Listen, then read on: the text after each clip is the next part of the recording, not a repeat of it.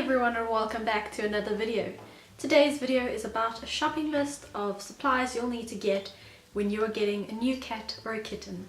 And I'm joined by Felix. Show your face nicely, Felix.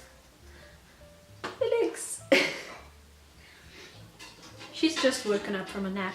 She's a little bit groggy. Hey Felix. So today I have a list of about 10 things that you're gonna need to get when you get a new cat or a kitten. First of all, I do want to say please adopt, don't shop. There are so many cats and kittens in shelters who are looking for a home, and if people usually think, oh, if I adopt from a shelter it has to be an older cat. There are so many kittens in the shelters who also want a home. It takes a really loving and caring person to open their homes and their hearts to adopt a cat that isn't a kitten and isn't the most wanted and the most cutesy, lovable thing. Cats in the shelters, I don't know what it is about them, but they are the most loving. They are the cats who are so playful, and they are the cats who will sit on your lap and just lay there and love you. So these cats are definitely not worthless. They are not just throwaway, second-hand or whatever cats. They are brilliant. So to start off the list, the first thing you're going to need is a cat bed or a sleeping pillow or just something for them to sleep on. You can buy an expensive, fancy looking, awesome cat bed, or you can actually just get a brown cardboard box because cats and boxes. So, pick your pick, maybe get both. It's up to you.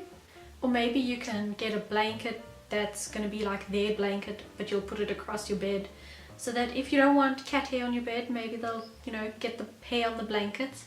Next, you're going to need a food and water bowl.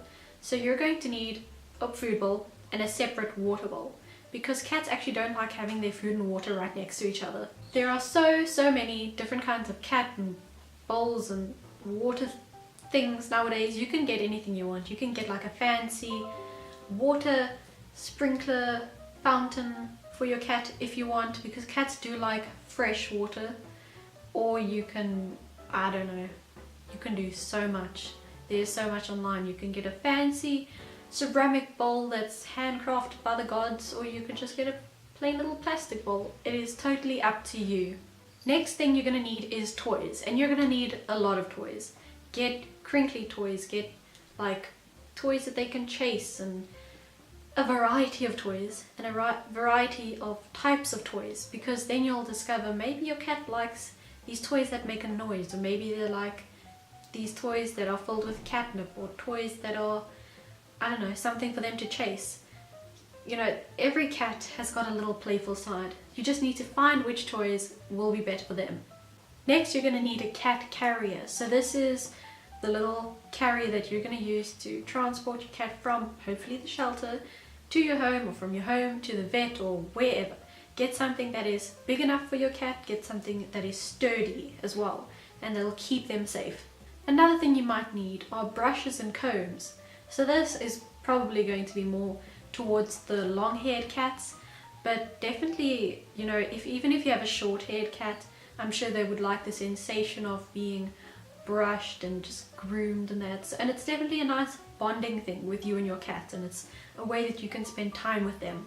Another thing you're going to need is litter and a litter tray or a litter box or anything. So this is going to be sort of if you're going to be keeping your cats indoors and having indoor cats versus having cats that just walk outdoors.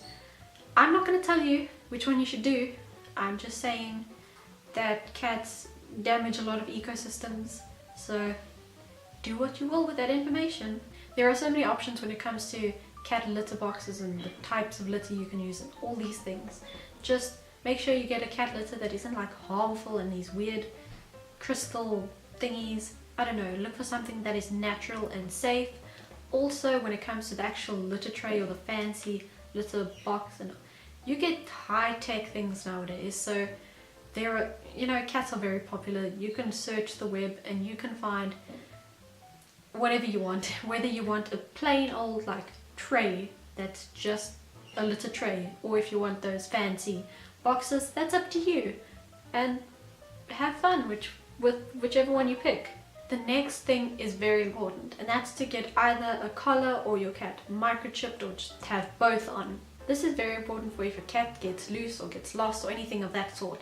Getting your pets microchipped is a great option, and usually vets will have monthly specials. So one month they'll say, oh, it's a dental month, so we're going to have specials on dental products and stuff, and then another month is microchipping month, so they'll have discounts on microchips and that whole procedure. So check your vet and see what specials will be when.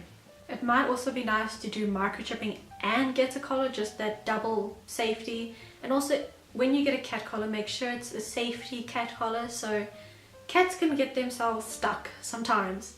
So these safety collars are where they have like a little elastic band or something that if the cat does get stuck, they can still pull their head back and get out of that situation. So make sure you get a safety collar. Another thing you'll need, well, it's your choice if you want it, is a cat scratching post. So this is something that's you dedicate for the cats, and they are allowed to scratch that rather than couches and other furniture. So a cat scratching post may not be a necessity, maybe not to all cats, but you know, most cats will sharpen their nails. So rather give them something that they can do it on than have them do it on your furniture. Another thing that's optional, if you will, is having a cat tree. This is definitely optional, but if you've ever watched an episode of like My Cat from Hell, a lot of the times all the cat wants is its own little place where he can sit high up and just observe what's going on in the world. So that is your choice. Who knows, maybe it could help your cat if your cat is being a little bit naughty. It just wants its own place. The next thing you're gonna need is cat or kitten food. So there is a lot of stuff on the markets for cats and kittens out there, and it's up to you to do your research and decide what is best for your cat. I highly recommend speaking to a vet about it, asking them what they prefer, doing a raw diet or doing the plain old little cat pellets or kibble, and ask them which they prefer. Ask them for their opinion, ask them for advice on either.